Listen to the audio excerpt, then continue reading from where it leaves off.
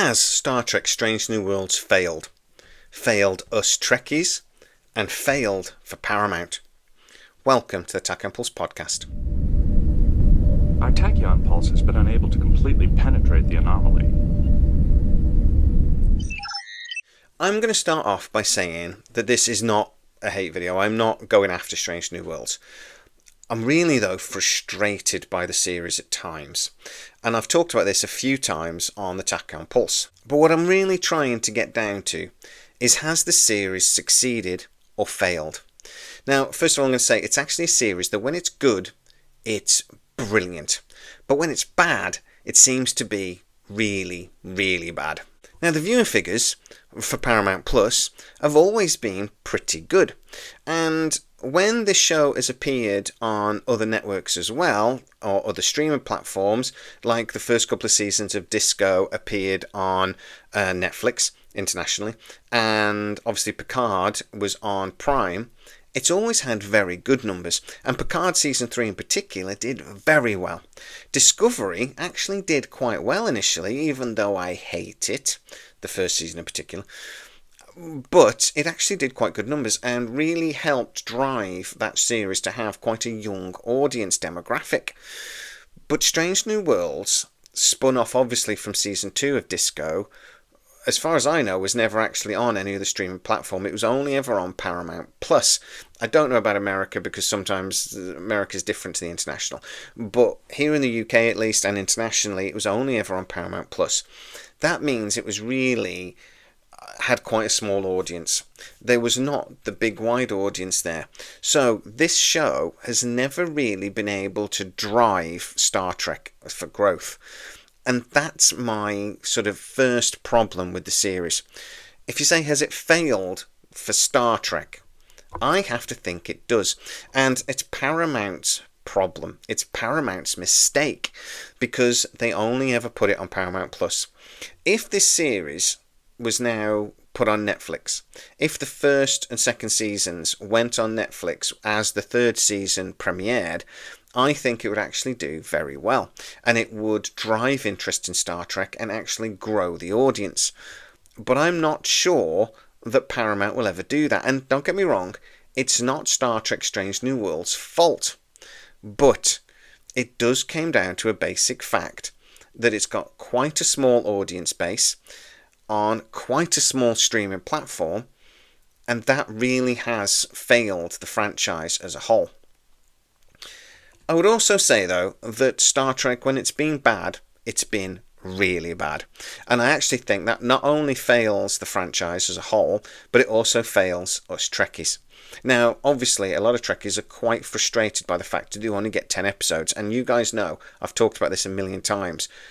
When you only do 10 episodes of something, it's prime Star Trek real estate. So if you're only going to do that, and you're only going to do a season every couple of years, each episode is very valuable and should be really, really good. Now, Strange New Worlds had a sort of a business model from day one of messing with different genres. And we're going to get that in the third season because we're going to get like a murder mystery episode, which I actually am quite looking forward to. I think that might be a little bit more like, say, the crossover with Lower Decks episode, which I think was perfect from beginning to end. And I think it will really show off some of the acting ability of these actors. I'm particularly looking forward to Anson Mount's portrayal because he is quite a comedic actor. He is quite almost unusual actor, and he brings a lot of his own personality to the character. From the clips that I've seen, I think it's going to be very quirky, very funny, and a lot of fun. But you could argue it's not really Star Trek. It's not really sci-fi. It is, again, the secret hideout bosses wanting to mess with genres and play with different things within the Star Trek universe. I would argue that fails Trekkies. We come to Star Trek to enjoy sci-fi, to enjoy exploration and fantasy within a universe. The way Strange New Worlds keeps messing with genres, doing comedic episodes quite a lot, 3 or 4 episodes a season are quite comedic, and doing things like the musical, really does let fans down and really fails us. Talking about the musical, though, I think that has damaged the franchise more than anything else because it was widely talked about. It was talked about a lot on social media and actually did draw a lot of attention to the Star Trek franchise. Now, that would be a good thing if the episode wasn't then so divisive. Okay, a few people said, yeah, it's fine, it's Star Trek, it didn't really make sense to me, but whatever. A few people adored it. A lot of people thought it was brilliant, that it had really good songs, and the fact that it's going on to the West End, I think, last time I heard it was anyway, that is a brilliant thing and really pushes Star Trek forwards. But an awful lot of people hated it. Me included. I want my science fiction to have at least some grounding in science. I want it a big science, little fiction. That episode made no bloody sense and was awful, and K-pop Klingons make me want to stick both of my fingers in my eyes and twirl it round. I just hated it. And that is really my point about when Star Trek Strange New Worlds is bad. It's really, really bad. And things like Subspace Rhapsody brought a lot of eyes onto Star Trek. Very much like actually Michelle Yeoh's Section 31. And it failed. And that really, really hurt the franchise.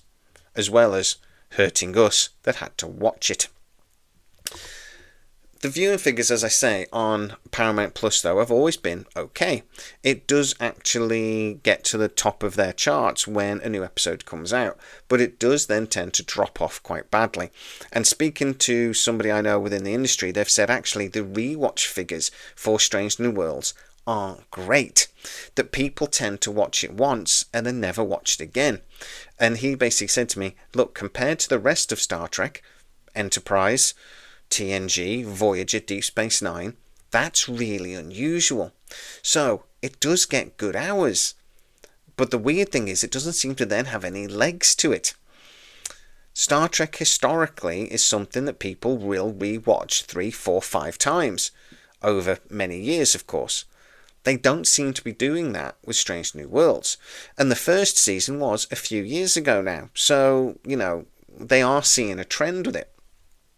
I don't think it's a really shock that they're only going to be doing the 5 seasons, or really 4.5, because not only will Secret Hideout probably be losing their contract, so this is only what we're going to get anyway, I'm told it was always the plan, because they just know that people maybe do get a little bored of these characters, and doing 7, 8 seasons just was never on the cards. So, has Star Trek failed us? I would actually say yes. I would say it's failed the franchise in lots of ways, and it's failed us Star Trek fans because they've not given us enough quality episodes when you consider how many episodes they're actually doing. But I will again reiterate, when this show is good, it is brilliant. I absolutely adore probably 5 episodes out of the 20 that we've seen. I've been okay with maybe 10. But I have absolutely hated 4 or 5. And it's the ones that are bad, that just don't work, that have harmed the franchise the most. But guys, get into the comments and tell me what you think. Has Strange New Worlds failed Trekkies, failed Paramount, and failed the franchise? What do you think? Get into the comments and tell me. If you are new to the channel though, don't forget to like, subscribe, and hit the bell notification. It really helps us out and you'll never miss any of our new videos. Also, please consider becoming a member of the channel, and that way you get to see a lot of our videos, sometimes up to 24 hours before everybody else. Go check that out. As always, please stay safe, and I'll see you next time. Our tachyon pulse has been unable to completely penetrate the anomaly.